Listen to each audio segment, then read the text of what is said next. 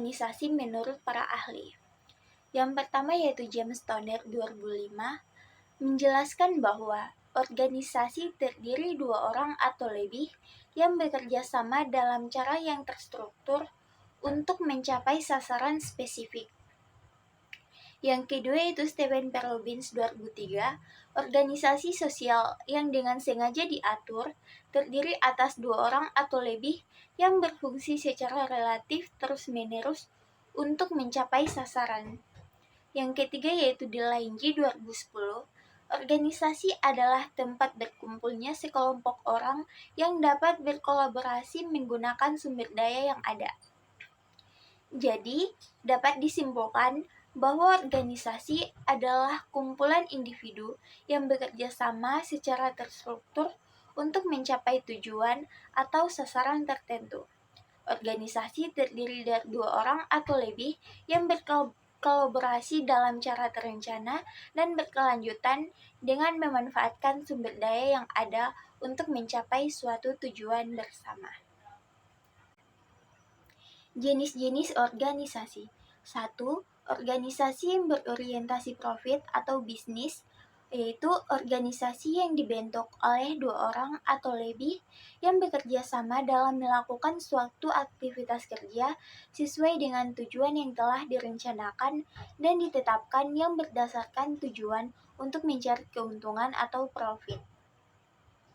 Yang kedua yaitu organisasi nirlaba atau non-profit. Organisasi yang dibentuk oleh kumpulan individu-individu yang bekerja sama dalam mencapai tujuan yang diinginkan berdasarkan tujuan yang tidak mencari keuntungan dan mementingkan layanan yang menghasilkan dampak positif yang diterima oleh masyarakat. Yang ketiga yaitu organisasi partai politik. Kumpulan dari individu-individu yang bekerja sama dalam menjalankan aktivitas politik yang merupakan bagian dalam suatu kesatuan ketatanegaraan. Berikutnya yaitu faktor-faktor dalam pencapaian tujuan organisasi. Yang pertama yaitu individu yang bekerja dalam suatu organisasi dalam melakukan aktivitas kerjanya mampu mengelola sumber daya organisasi secara efektif dan efisien.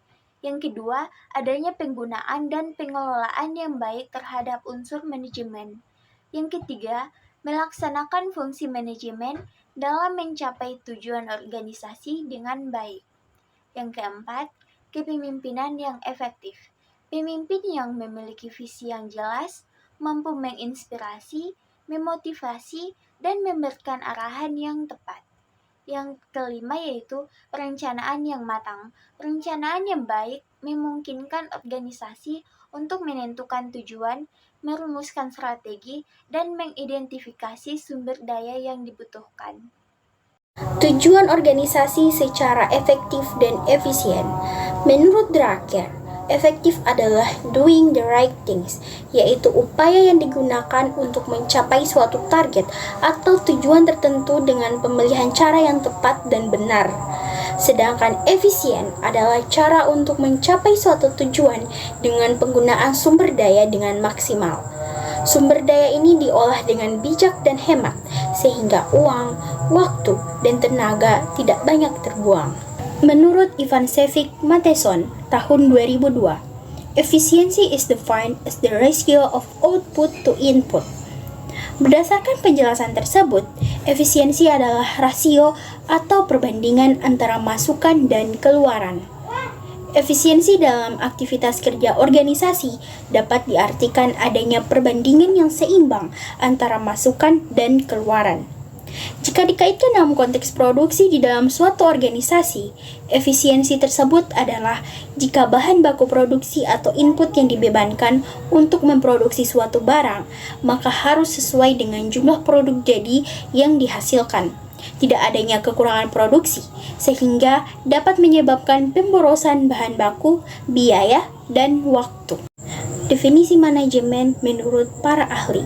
Yang pertama, menurut James F. Stoner dan Freeman, Mereka menjelaskan bahwa manajemen adalah proses perencanaan, pengorganisasian, kepemimpinan, dan pengendalian upaya anggota organisasi dan penggunaan seluruh sumber daya organisasi lainnya demi tercapainya tujuan organisasi. Yang kedua, menurut Griffin, manajemen adalah aktivitas kerja yang terdiri dari proses perencanaan dan pengambilan keputusan, pengorganisasian, kepemimpinan, dan pengendalian berkaitan dengan pengelolaan sumber-sumber daya organisasi seperti sumber daya manusia, sumber daya finansial, dan sumber daya informasi yang ujungnya untuk mencapai tujuan organisasi secara efektif dan efisien. Yang ketiga, menurut Henry Fayol, manajemen adalah proses merencanakan, mengorganisir, memimpin, dan mengendalikan berbagai sumber daya organisasi untuk mencapai tujuan secara efektif dan efisien. Unsur-unsur manajemen. Yang pertama yaitu man atau sumber daya manusia.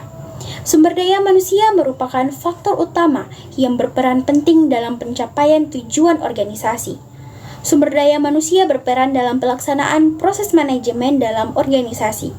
Sumber daya manusia ini juga berperan dalam mengelola uang, kemudian bekerja menggunakan mesin, membuat metode dan cara terbaik bagi perusahaan dalam menjalankan proses bisnis, kemudian mengelola dan mencari target pasar. Yang kedua yaitu money atau sumber daya uang. Sumber daya uang ini merupakan unsur penting yang dapat dipergunakan organisasi untuk mencapai tujuannya. Uang di sini dapat dipergunakan untuk pembelian pembiayaan unsur manajemen lainnya seperti pembiayaan gaji dan proses pelatihan dan pengembangan karyawan. Kemudian dapat dipergunakan sebagai pembiayaan dan pembelian mesin untuk proses produksi. Yang ketiga ada materials atau sumber daya material atau bahan baku. Ini juga merupakan unsur penting yang dapat dipergunakan organisasi sesuai dengan tujuan yang telah dibuat. Selain sumber daya manusia yang berkompeten dalam hal pengelolaan sumber daya material, dibutuhkan juga sumber daya material yang berkualitas baik dan mudah ditemukan demi kelancaran proses produksi dan tercapainya kualitas produk yang berkualitas. Yang keempat ada methods. Dalam pelaksanaan proses manajemen, organisasi baik perusahaan manufaktur ataupun jasa dituntut memiliki metode kerja atau tata cara pelaksanaan yang tepat untuk mencapai tujuan organisasi. Dalam pertimbangannya, metode tersebut harus bekerja secara seefektif dan seefisien mungkin, sehingga lebih tepat sasaran dan tidak menimbulkan dampak biaya dalam prosesnya. Kemudian dibutuhkan juga sumber daya manusia yang mampu menjalankan metode tersebut. Yang terakhir adalah markets. Organisasi yang memiliki tujuan untuk menghasilkan profit, maka sumber daya market merupakan unsur penting yang harus diperhatikan. Setiap produk yang dihasilkan, baik perusahaan manufaktur ataupun jasa, harus mampu terjual langsung kepada konsumen, sehingga menghasilkan profit atau laba bagi perusahaan. Peran sumber daya manusia yang berkompeten dalam ilmu pemasaran dibutuhkan dalam proses ini. Baik, di sini saya akan melanjutkan materi tentang tujuan manajemen. Yang pertama ada tujuan jangka pendek, yaitu tujuan yang dilaksanakan dengan periode waktu yang pendek. Tujuan jangka pendek dapat dilakukan dalam aktivitas kerja sehari-hari atau teknis. Yang kedua ada tujuan jangka menengah, yaitu tujuan yang harus dicapai dalam waktu yang terbilang menengah. Tujuan ini dapat disusun oleh middle manager. Dan yang ketiga yaitu ada tujuan jangka panjang, yaitu tujuan yang disusun oleh manajer tingkat atas seperti direktur atau pemilik perusahaan yang menjabatkan tujuan jangka panjang yang harus dicapai oleh organisasi. Baik, selanjutnya ada prinsip manajemen yang terbagi menjadi 5. Yang pertama ada disiplin, yang kedua hierarki, yang ketiga tata tertib, yang keempat keadilan, dan yang terakhir ada inisiatif. Selanjutnya ada fungsi manajemen. Yang pertama ada perencanaan planning.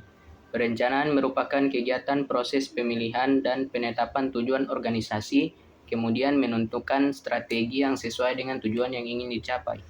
Yang kedua ada pengorganisasian.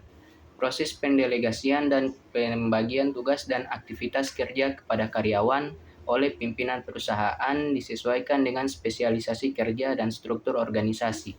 Yang ketiga ada leading, proses pengarahan, memotivasi, dan mempengaruhi yang dilakukan oleh pimpinan, manajer kepada karyawan sebagai upaya untuk memberikan dan mendelegasikan aktivitas kerja. Dan yang terakhir ada fungsi pengendalian. Fungsi terakhir dalam fungsi manajemen yang mempunyai peranan penting untuk mengawasi apakah rencana dan aktivitas kerja yang telah dilakukan oleh karyawan sesuai dengan rencana dan tujuan yang ditetapkan. Baik, selanjutnya ada hubungan antar organisasi dengan manajemen. Tujuan utama dari sebuah organisasi adalah menciptakan organisasi yang efektif dan efisien dalam pengelolaan sumber daya organisasi.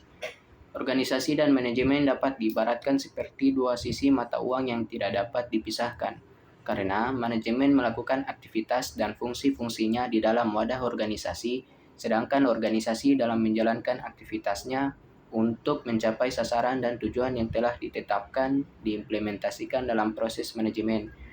Artinya, organisasi tidak dapat dijalankan tanpa manajemen, dan sebaliknya manajemen hanya dapat diimplementasikan di dalam sebuah organisasi. Organisasi serta manajemen yang baik masih dibutuhkan satu lagi sebagai pelengkap, yakni metode. Metode sendiri dimaksudkan sebagai alat yang digunakan sebuah organisasi untuk mencapai tujuan.